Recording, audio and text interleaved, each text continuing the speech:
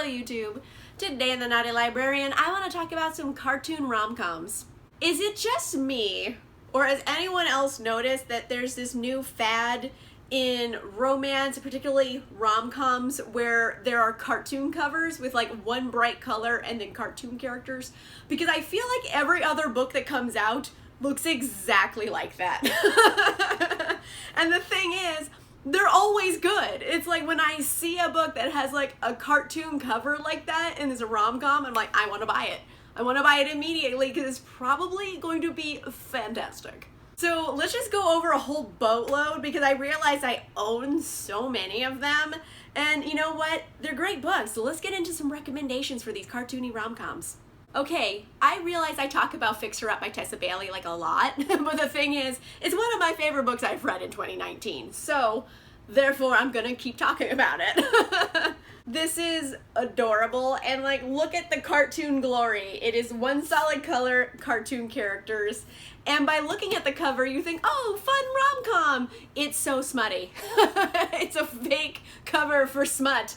Like, you don't know how smutty it's gonna be, and then you open it and you're like, oh, it was very smutty. The cartoons have like misled me, but don't get misled in these smutty rom-coms because they always have cartoon covers, but they're usually very, very smutty. And I love it. Quick blurb on this. This is about Georgie and Travis. Travis is a former pro baseball player and older brother's best friend. Georgie is a child party entertainer and, you know, little kid sister. They kind of get into a fake dating situation, and of course they fall in love for real and have all of the dirty sex they can. So, excellent, excellent book. Hilarious, smutty, funny. It's got everything you want. Another one of my favorite rom-coms of 2019 is Red, White, and Royal Blue by Casey McQuiston. Again, single color cartoon people. And then you see this and you're like, oh, it's very smutty. It's these covers, you guys. I don't know what it is. When I see a cover like this, you know, solid with cartoons, I know it's going to be a very smutty rom-com, and I get very excited about it. You can't go wrong. This one in particular, this is an MM romance. This is with Alex and Henry. Alex is the first son, so he's the son of the President of the United States, and Henry is the Prince of England. So they kind of have an enemies to lovers type of romance where, you know, they have to keep it secret because they're both very, you know, public figures, but eventually it does get out and there's, you know, drama and stuff, but I love the relationship. They're so adorable together. I loved it. It's like good smut too. It's good smut. And it is MM, so I figure I'd point that out. But you know what? I don't think the story would work as FF or MF. It has to be MM, because I think that's the only way the story really works. And it's so fun, so funny, so smutty, so delightful. It's got everything you want. Again, cartoon covers. They're knocking it out of the park. Coming in with a double play here, we got The Kiss Quotient and The Bride Test, both by Helen Hoang. Again, have you seen the pattern? Solid cover, cartoon people. Both of these are great. I will say, if I'm going to rank them, I do like The Kiss Quotient more so than I like The Bride Test, but both are excellent. I recommend both. The Kiss Quotient in particular is probably the smuttier of the two because this is a gender-swapped pretty woman story, and both of these books are on a neurodivergent kind of spectrum because they feature characters who are on the autism spectrum, and it's fascinating seeing them be the heroes of the story because their take on things is going to be different than, you know, a neuronormative person. So it's own voices because I do believe Helen Hoang is on the spectrum as well, but I do think they are great own voices representation, and they're also Asian American characters, so you're getting a lot of representation here. Great diverse romances. So while this one's gender swap pretty woman, this one is kind of like a mail order bride situation where you have a lead guy who is on the spectrum, so he's having a hard time meeting a girl, so his mom goes to Vietnam and brings one back for him. And so they have like a weird summer of trying to like get into a relationship with each other for real. And both of them are so adorable and so smutty and delightful. And yeah, if you see covers like these, just go get them. They're smutty and wonderful and funny. But yes, Helen Hoang, one of my favorite authors. Great books, great representation, great smut. They're awesome. Coming in with another double play here, I have The Hating Game and 99% Mine, both by Sally Thorne. Now, The Hating Game, if you're on BookTube, this like swept the internet a couple years ago. This was like everybody's favorite. And it is very adorable. It's got lots of bickering, it's enemies to lovers, and it's clever, it's cute. I would say it's light on the smut spectrum. I think they only have like maybe 1 or 2 sex scenes in it, so it's very light on the spectrum, but hilarious rom-com gold.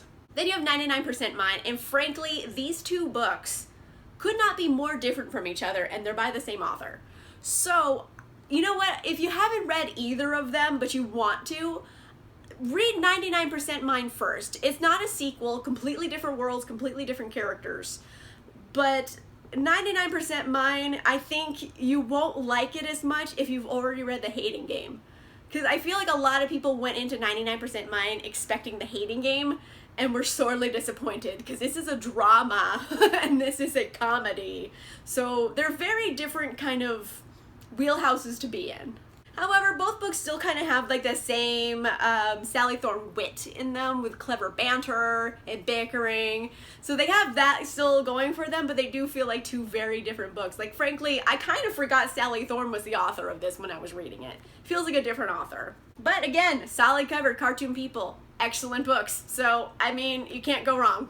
These next 4 books are actually books I bought purely because they fit that same trope of solid color and cartoon people, and I assume they're going to be wonderful. I picked up Meet Cute by Helena Hunting, and this one in particular, it's kind of, again, a second chance romance, but also enemies to lovers. And I will say a big deciding factor in me picking this up is just its appearance. I know it's probably going to be smutty and funny, just from looking at it. I love it. I'm judging a book by its cover, but in this case, I feel like scientifically I have proven this usually is the case.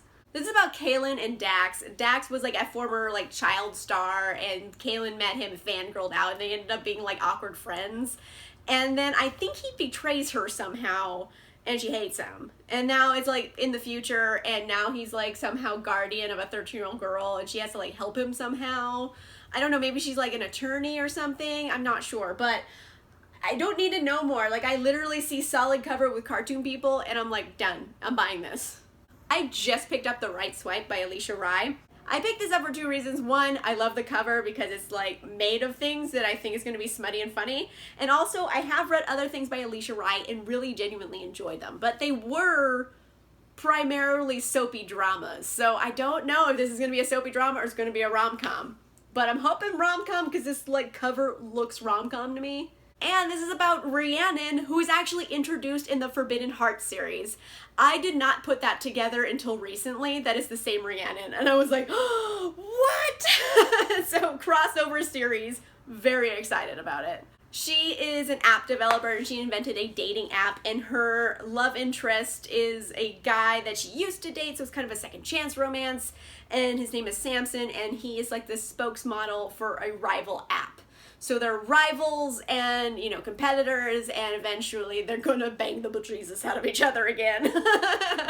So I'm really into it. I trust Alisha to tell like a fun story, so I'm like really excited to read this. I had to pick up The Wedding Party by Jasmine Guillory. Jasmine Guillory wrote The Wedding Date, which also was one of those really hypey books that like swept BookTube a couple years ago. I read The Wedding Date, and you know what? I liked it. I wouldn't say I loved it, but my friends who have read all of the books, like basically they all agree with me that The Wedding Date was like all right, and then The Proposal was really bad. And then The Wedding Party, actually really good. So I trust their opinion enough that I was like, all right, I'm getting it. Also, this one has glitter too, so this one has like an extra fancy element. So, I mean, if anything has glitter on it, I'm more inclined to like it, just like a little bit more, because I don't care, I'm an adult, I love glitter. It's about Maddie and Theo. They're kind of enemies and also have the same best friend, so they're constantly in each other's company, and eventually they end up doing it and then they keep doing it secretly, and they're trying to like hide their relationship from everybody. So that right there, hiding a secret relationship from everybody, is rom-com gold. Like, so many funny situations come from that. So I'm very excited to see how this goes. I have heard amazing reviews that it's really funny and sexy, so I definitely wanted to pick it up. I mean, it's got glitter and it's a cartoon rom-com. Like, I don't need any more than that, really. I've also heard great things about Intercepted by Alexa Martin, and I'm counting it for this category because it is a cartoon cover. It just doesn't have that solid background behind it, but I'm gonna count it anyway. Well, the back has a solid cover, so I mean, it counts. It's just spaced out. This is a sports romance, so it's about a woman who is an NFL girlfriend who finds out that her NFL boyfriend has been screwing everyone. So she's like, peace out, you suck. And then she meets this other guy who's another football player. So, I mean, that might be a little awkward, but hey, you know what? I see cartoon cover, solid back, cartoon cover, and I'm like, it's probably gonna be smutty and delightful. Again. And this one's a sport romance, and I haven't read a good sport romance in like quite a while at this point. So I'm like fascinated to get back into that a little bit. So yeah, this one definitely on my TBR list. So like, you guys see the phenomenon here, right? It's weird, right? So many rom-coms are coming out and they all have like the same formula for a cover. And it's bananas, right? Like, has anyone else noticed that they all look the same and they're all kind of good? So that's like the new thing in romance, I think. It's like a whole crazy romance conspiracy theory, and I'm so into it. Let me know in a comment down below, what's your favorite cartoon rom-com? Because I feel like there's definitely more that I've missed, but these are just the ones I found right away. So let me know in a comment down below, because I feel like it's like a whole romance genre conspiracy theory at this point. So let me know in a comment down below what your favorite is. If you like this video, make sure you give it a like. And if you want to see more videos, make sure you subscribe. And I'll see you guys soon. Bye!